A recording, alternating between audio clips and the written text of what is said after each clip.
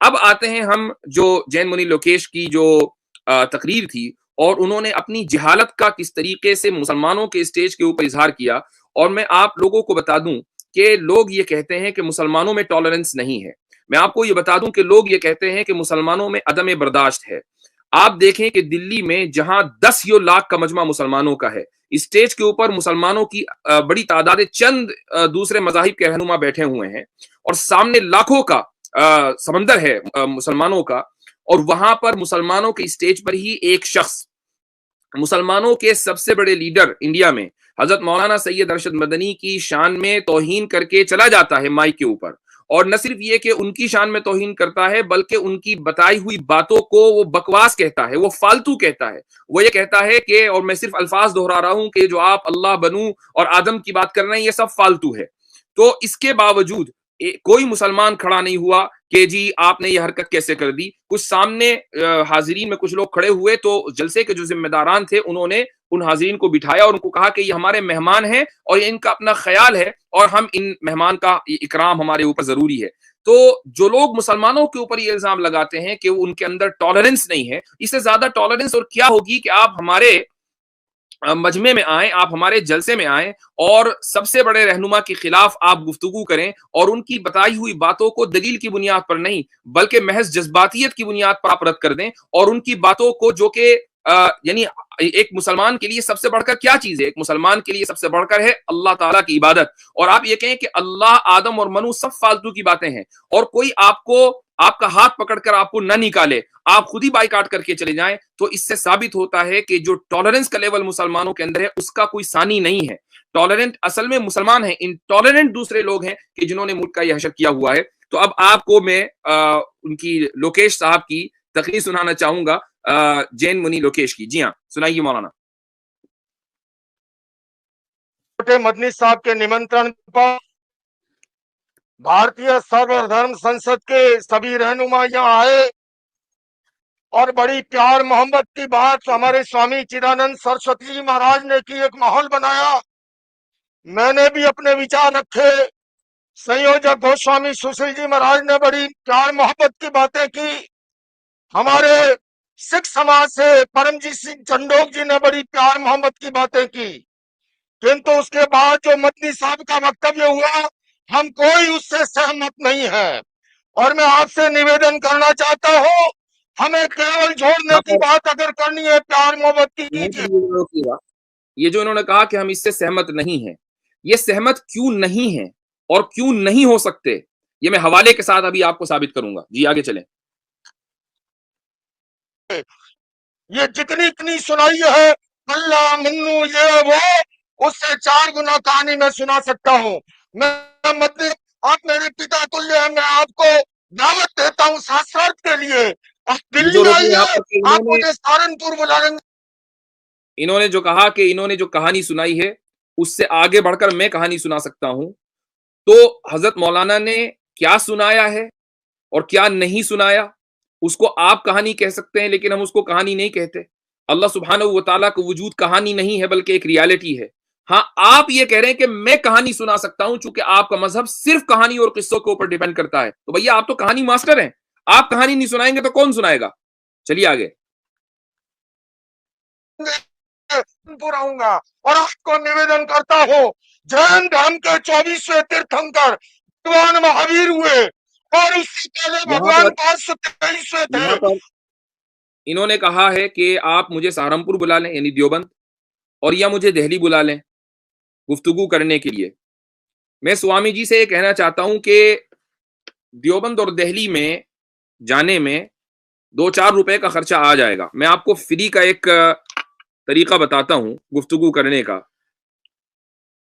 Link آپ تک پہنچ جائے گا، آپ اس لنک کا سمان کیجئے اور ہمارے یہاں اسٹریم میں تشریف لائیں. ہم چھوٹے لوگوں سے پہلے گفتگو کر لیں. آپ کے جو پتا سمان ہیں کہ جن سے آپ مخاطب ہیں اور کہہ رہے ہیں کہ میں آپ سے گفتگو کروں گا، ان کا نمبر تو بہت بعد میں ہے. آپ پہلے ہم لوگوں سے گفتگو کر لیں، اور گفتگو اس موضوع پر ہوگی کہ توحید یا پھر شرک. اور ویسے بھی آپ کے مذہب میں، جینیوں کے یہاں، خدا کا تصور ہی نہیں پایا جاتا. یہ لوگ خود دیانت سرسوتی نے جگہ جگہ ان کو ناستک لکھا ہے جو خدا کے منکر ہیں. کسی بھی ایسی ذات اور ایشور کو یہ نہیں مانتے کہ جو ازلی ہو, جو ایٹرنل ہو. تو ہم اسی موضوع پر گفتگو کرتے ہیں کیونکہ آپ لوگ ناستک ہیں, کسی ایسی ذات کو نہیں مانتے اور اس کے باوجود آپ بتوں کی پوجا کرتے ہیں. تو ہم بتوں کی پوجا یعنی شرک اور اسی طریقے سے خدا وحدہ اور جو ذات قیوم ہے, صمد ہے, اس کے ثبوت پر ہم لوگ ڈیبیٹ کریں گے. آپ کے ڈیبیٹ کا اور آپ کے مناظرے کا چیلنج مجھے منظور ہے, اور مجھ جیسے بہت سارے لوگ آپ کو مل جائیں گے جو بہت آسانی کے ساتھ آپ کو آپ کی جو دلائل ہیں ان کا جواب دے سکتے ہیں, ان کی دھجیاں اڑا سکتے ہیں. لیکن فی الحال یہ ہے کہ اگر آپ مجھ سے ہی بات کر لیں اس موضوع کے اوپر تو دنیا کو پتہ چل جائے گا کہ جینی مذہب میں کتنا دم ہے. اور یہ آخر یہ وہ مذہب ہے کہ جو یعنی ہندو دھرم سے پہلے کا ہے. خود یہ لوگ مانتے ہیں کہ اس سے 1000 سال تک کے جینیوں کی بڑی تعداد انڈیا میں رہی ہے. تو سوال یہ ہے کہ آپ لوگ ختم کیوں ہو گئے؟ آپ لوگ اقلیت میں کیسے آ گئے؟ اقلیت میں اس لیے آ گئے کیونکہ آپ انٹلیکچوئل بینکرپٹ ہیں. آپ کے پاس جو کتابیں ہیں وہ اس لائق نہیں ہیں کہ وہ حق کو پھیلائیں, وہ اس لائق نہیں ہے کہ لوگ ان کی اتباع کریں, وہ اس لائق نہیں ہے کہ ان سے لوگ ہدایت حاصل کریں. ہدایت حاصل کرنا انسان کی فطرت میں ہے, اور آپ کی کتابیں انسان کو ہدایت پر نہیں لا سکتی. تو جو چیز خلاف فطرت ہو وہ کبھی باقی نہیں رہتی. قرآن کریم نے اسی لیے کہا کہ ان الباطل کان زہوقا, باطل کے تو کہ نصیب میں ہے کہ وہ غروب ہو کر رہے گا. آپ تو اس لیے غروب ہوئے, آپ کا سورج نکلا تھا ایک زمانے میں لیکن وہ ڈوب گیا. اب آپ کے مذہب کا نام لینے والا کون ہے؟ اس لیے میں کہتا ہوں کہ اگر آپ کو مناظرہ کرنے کا اتنا ہی شوق ہے تو ہم لائیو مناظرہ کرتے ہیں, میں اپنی جگہ, آپ اپنی جگہ, اور وہیں سے بیٹھ کر بات کرتے ہیں کہ جین مذہب کی بنیاد کیا ہے اور اسلام کی بنیاد کیا ہے, اور یہ ثابت کرتے ہیں کہ اسلام ہی وہ مذہب ہے کہ جو پوری دنیا کو ہدایت دے سکتا ہے اور دیتا آ رہا ہے. جی ہاں, اس کو ذرا آگے بڑھائیے. جو ہے یوگی راج کرشن کے چچرے بھائی تھے, کنتو یاد رکھیے اس سے پہلے تیرتھنکر بھگوان رشبھ تھے جن کے پتر بھرت اور باہوبلی کے آدھار پر اس بھارت کا اس کا نام پڑا ہے. آپ اسے نہیں مٹا سکتے. آپ نے جو بات کہی ہے میں سہمت نہیں ہوں, اور میرے سارے دھرم کے سنت وہ اس سے سہمت نہیں ہے. بس آپ نے دیکھا کہ جب انہوں نے کہا کہ آپ نے جو گاوش ہٹا دی اس ویڈیو کو, انہوں نے جو کہا کہ میں سہمت نہیں ہوں, اور کچھ لوگ سامنے مجمع میں کھڑے ہوئے, تو اس مجمع کو کون بٹھا رہا تھا؟ اس مجمع کو صبر کی تلقین کون کر رہا تھا؟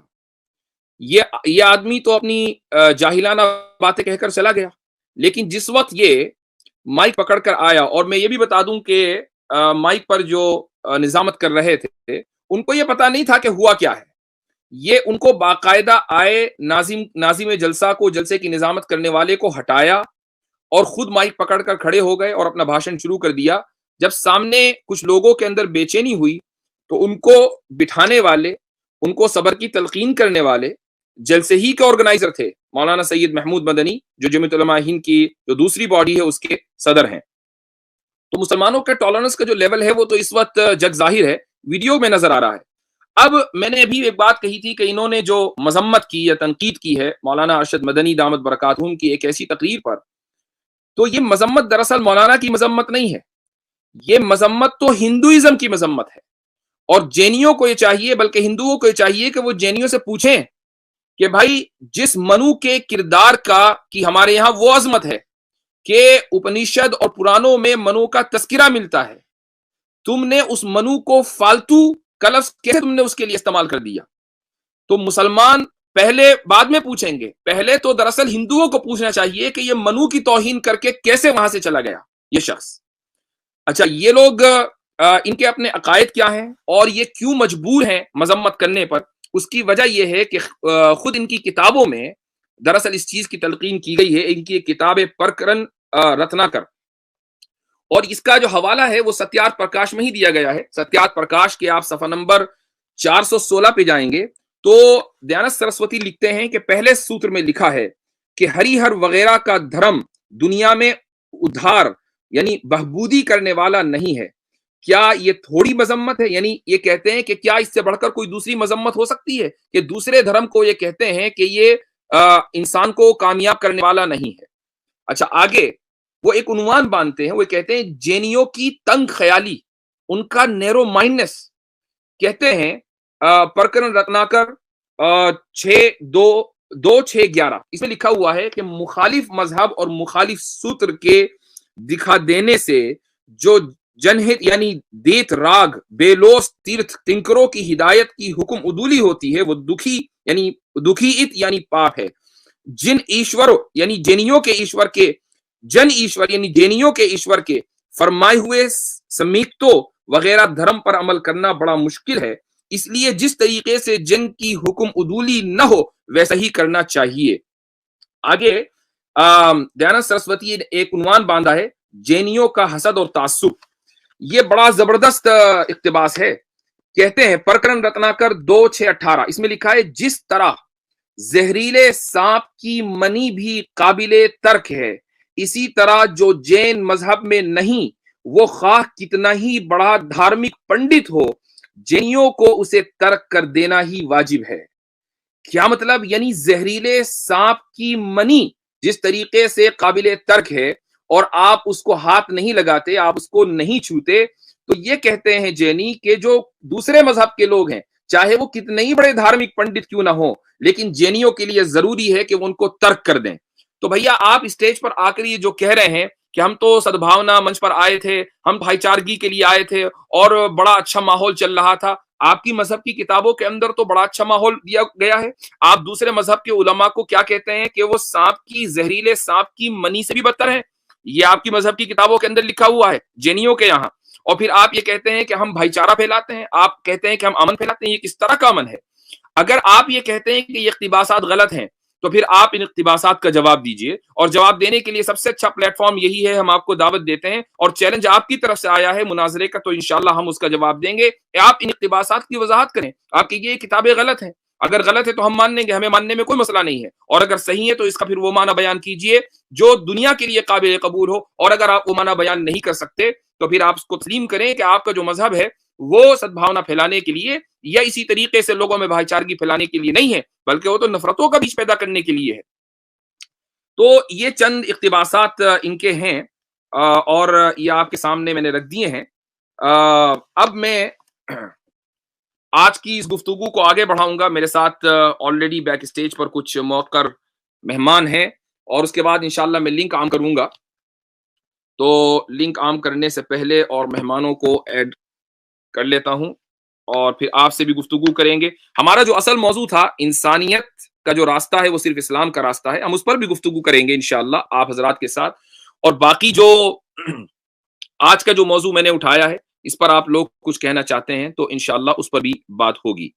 تو میں مفتی عبداللہ صاحب تو موجود ہیں ہی, اور ایکنالج اسلام اور اسی طریقے سے عامر حق صاحب. السلام علیکم ورحمۃ اللہ وبرکاتہ. کیا حال چال ہے؟ وعلیکم السلام. مفتیان حضرات کو بھی, ایکنالج بھائی کو بھی, اور نیچے جو لوگ سن رہے ہیں جناب محبت برا سلام. مفتی عبداللہ منہاج تو آج جناب مفتی عبداللہ منہاج تو آج ماشاءاللہ مکمل سفیدی اختیار کیے ہوئے ہیں ماشاءاللہ. جزاک اللہ. تو جی ایکنالج اسلام صاحب کیا حال چال ہے؟ الحمدللہ مفتی صاحب بہت شکریہ, آپ نے آج پھر سے مجھے یہاں پہ آنے کا موقع حضرت دیا. دو باتیں آپ نے کی ہیں جی. اس پر جو تو منو کے سوابھیمم یا سوابھیمو منو کے حوالے سے آپ نے شتروپا کا بھی اس پر بھی بات کی. اس پر تو ماشاءاللہ آپ نے وہ پورا ان کا ایک آرٹیکل دکھایا. اس پر پوری ایک کتاب ہے جو اس پورے کے پورے واقعے کو جو پہلے منو کے ساتھ اور اس کی بیوی کے ساتھ اور اس دوران میں جو کریشن ہوئی تھی اس پر پوری متسیا پرانا. ہمارے پاس ایک ہندو بھی آیا تھا, وہ کہتا ہے متسیا پرانا جو ہے قرآن کے بڑی قریب ہے جی, اس میں بڑی باتیں ہیں قرآن سے ملتی جلتی ہیں, تو اس لیے وہ کہتا ہے شاید کاپی کی. پر متسیا پرانا جو ہے یہ جو ان کے شری وشنو جی ہیں, پربھو وشنو جی, جی بالکل. اس کا جو چیپٹر 3 ہے پہلے پارٹ کا متسیا پرانا کا, پیج 12 اور 13 بن جائے گا. وہ سٹارٹ میں ایک سیج ہے سوتا, وہ ایک قصہ بیان کرتا ہے چند اور رشیوں کے سامنے اور چند اور بادشاہوں کے سامنے بیٹھ کے کہ برہما جی نے اس برہمانڈ کی یا اس سرشٹی کی रचना कैसे रची, आगे कैसे हुई, उसमें वो फिर बयान करते हैं कि मनु का वाक्य और शत्रुपा का वाक्य ये तो बड़ा खतरनाक वाक्य है। मगर मजे की बात ये है हजरत, जो एक सिमिलैरिटी और भी नजर आती है बड़ी अजीब सी, वो कि वो हो सकता है इन्होंने कुरान से ली हो, क्योंकि इनकी किताबें तो कोई वेद भी बेचारी 9th सेंचुरी से पीछे या 6वीं सेंचुरी से पीछे नहीं जाती, नबी पाक सल्लल्लाहु अलैहि वसल्लम से पहले ट्रेस करें तो हम सलाम को आदम सानी भी मानते हैं, हमारी किताबों के अंदर तफसीर में उनको आदम सानी इसलिए कहा गया है कि सैलाब के बाद या तूफान के बाद नस्ल इंसानी का आगाज हुआ। अब मजे की बात यह है कि ये जो मनु हैं जिनको फर्स्ट मैन कहा जा रहा है, इनके साथ ही इसी के साथ एक लिंक है वाकया इस शख्सियत के साथ कि विष्णु जी एक मछली के अवतार में इनको खबर देने आते हैं कि आने वाले वक्तों में एक बड़ा तूफान आने वाला है जी। और इस मनु को अपने इलाके के बाहर एक छोटी सी मछली मिलती है और उस मछली को पकड़ के वो जार में डालते बचाने के लिए, वो आहिस्ता आहिस्ता बढ़ने लगती है, समुद्र में डालते हैं तो इस कदर उसका हुजम बड़ा हो जाता है कि वो समुद्र से बाहर ऊपर निकल आती है। उससे वो डर जाते हैं और वो कहते हैं कि आप कोई आम चीज नहीं लगते, कोई खास चीज है। तो वो फिर विष्णु का जो है शक्ल इख्तियार करते हैं और वो बताते हैं किस तरह। तो वो बहरहाल वाकया बयान करने का मकसद ये है कि वो मनु और नूह अलैहिस्सलाम यानी आदम अलैहिस्सलाम और नूह अलैहिस्सलाम के किस्से को यूं लगता है कि एक शख्सियत के साथ मर्ज कर दिया हुआ है, जो उसी से इंसानियत का आगाज हुआ। नहीं, असल में ऐसा भी है, और असल में मनु जो है वो जैसे आपने बात कही कि हजरत नूह अलैहिस्सलाम को हम आदम सानी भी कहते हैं, एक तो ये वजह हो सकती है, और ये भी वजह हो सकती है कि मनु जो है वो अलम ना होकर सिफत हो, और उस सिफत वो इसमें सिफत जो है वो हजरत आदम के लिए भी इस्तेमाल होता है और हजरत नूह के लिए भी, इसलिए वो गड़बड़ हो गया। यही हुआ है, यही हुआ है। अगर आप ये मत्स्य पुराना देखेंगे तो इसमें तकरीबन 12 से 14 के करीब मनु का जिक्र है, यानी मनु है और मल्टीपल मनु है। पता चलता है कि मनु एक अलम नहीं बल्कि एक सिफत के तौर पर इस्तेमाल हुआ है, तो इसमें भी कोई कबाहत नहीं, तो मिलती जुलती चीज है जी। बाकी जैन के बारे में जो आपने जिक्र किया उसमें तो सत्यार्थ प्रकाश का अगर 12वां समूलास पढ़ लें 12th चैप्टर, उन्होंने धज्जियां कर रख धज्जियां चंद इक़्तिबासात तो आपने पढ़, उन्होंने दो मैं सिर्फ सामने तेजी से रखता हूं। उन्होंने लिखा है, ये इंग्लिश मेरे सामने खुली है, उसमें वो जो प्राकरण जो शास्त्र है उसका जिक्र करते हुए 2वां अध्याय और 29वां जो वर्ष है उसका वो जिक्र करते हैं कि जैन को चाहिए कि वो गैर जैनी को, नॉन जैनी को, जो जैन नहीं है उसको अपनी तरफ देखने भी मत दे। इतना तासुब है, इस कदर तासुब है कि जो नॉन जैन है वो अगर जैन मत के वाले की तरफ किसी की तरफ देख रहा है तो वो उसको कहे तुम मेरी तरफ इस वजह से मत देखो कि तुम जैन नहीं, यानी जैन हो तब देखो, जैन नहीं हो तब नहीं देख सकते तुम। यहां तक पाबंदी है। और फिर आगे वो लिखते हैं कि जिस तरह हम पर ये इल्जाम लगाते हैं ना कि देखिए हम इस्लाम के अलावा किसी चीज को कबूल नहीं करते और अल्लाह सिर्फ दीन इस्लाम को मानता है, वाकयातन हकीकत है ये। मगर जैन मत के अंदर अगर इसको आप तासुब कहते हैं तो जैन मत के अंदर मैं आपकी बात रोककर थोड़ा सा एक इख्तिबास और सुना दूं कि इसमें सत्यार्थ प्रकाश में सफा नंबर 414 में इन्होंने प्रकरण रत्नाकर 660 260 10 के हवाले से लिखा है, इनकी किताब का इख्तिबास है। लिखते हैं इन्हीं जैनी किताब में, ए इंसान अगरचे तू तब चारतर यानी नेक रवैया नहीं कर सकता, न सूत्र पढ़ सकता है, न प्रकरण वगैरह को बचा रख सकता है और न मुस्तहिक को वगैरह को दान दे सकता है, तब भी तू अगर सिर्फ अरिहंत यानी हमारी इबादत के लायक देवता, सच्चे गुरु और सच्चे धर्म यानी जैन मजहब में एतकाद रखे तो वही सबसे अफजल बात और तरक्की या नजात का जरिया है। यानी अगर तुम बस खाली जैनी बन जाओ, बाकी कुछ ना करो, तो तुम्हारी नजात तय है। चलो ठीक है, हमने मान लिया कि आपके मजहब में एक बात लिखी हुई है, लेकिन इन्होंने इस दयानंद सरस्वती ये कहते हैं कि इन्होंने दान देने को, यानी अगर तुम दान भी ना दो, गोया कि दान देना कोई बहुत जाहिर है कि जैन मजहब के अंदर इनके यहाँ एक बड़ी बात है, लेकिन सवाल ये कि दान किसको दिया जाए। वो इसी सफे पर आगे लिखते हैं, जैनियों की दया की पड़ताल, कहते हैं अगर इनकी दया यानी सखावत सच्ची होती तो किताब विवेक सार सफा 261 में देखो क्या लिखा है। क्या लिखा है? लिखते हैं, अव्वल गैर मजहब वाले की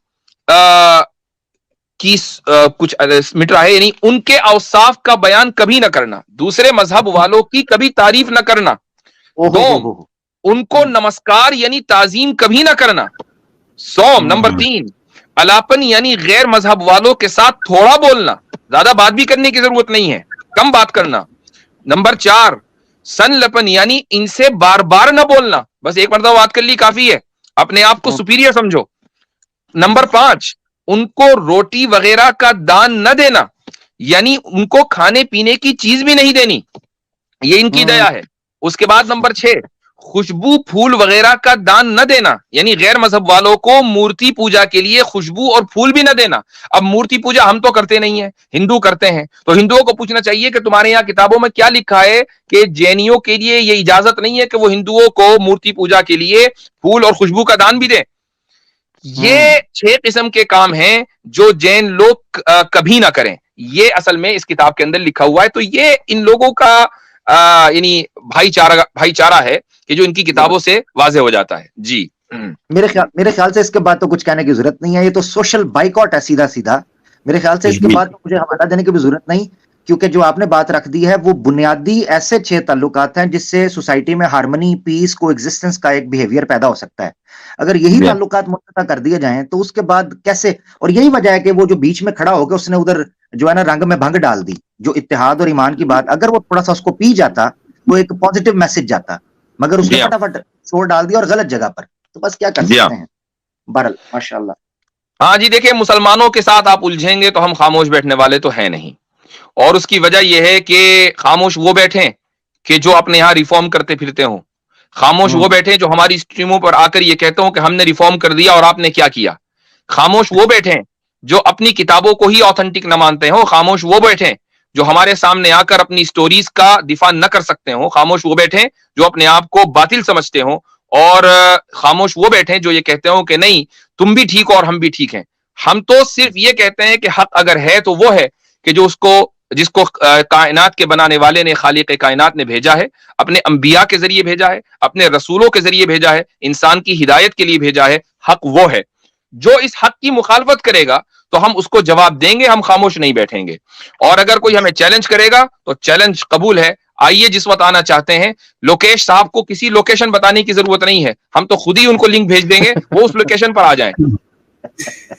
جی, اور کرایہ بھی بچا لیا اور وقت بھی بچا لیا ہے, اب آ جائیں لنک پہ, بس یہی ہے.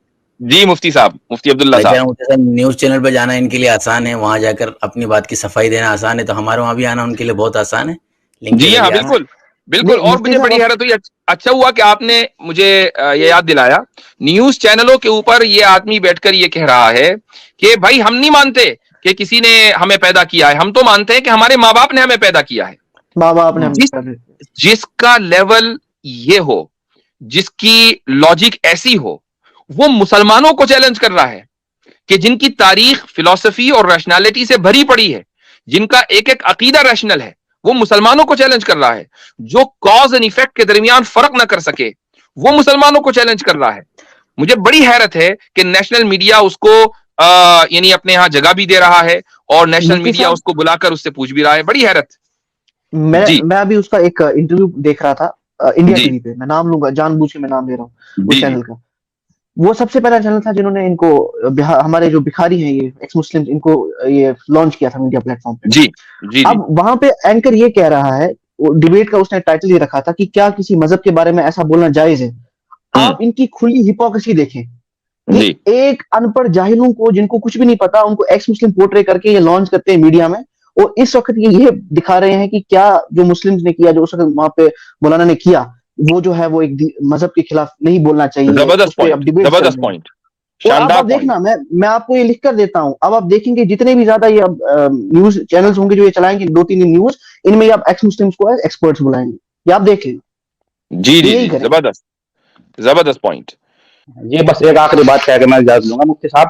جیسا کہ ابھی مولانا ارشد مدنی صاحب مدث اللہ علیہ نے ایک بات کہی تھی, وہی ہمارے کچھ لوگوں کا بھی ایک رویہ ہوگا کہ ایک سرٹن آرگومنٹ پیش کر دیتے کہ ہندوؤں کی جو مطلب جنوں پر یہ کہانی ہے ان میں سے آدم علیہ السلام کو ڈھونڈ رہے, اور یہاں تک کہہ دیا کہ سب سے پہلے صدا لا الہ الا اللہ کی ہندوستان میں لگی. کوئی ہسٹوریکل ایویڈنس نہیں ہے, کوئی قرآن سنت ہے, کوئی ایویڈنس ہے, کوئی پہلا شخص ہندوستان میں. ایسا نہیں ہے.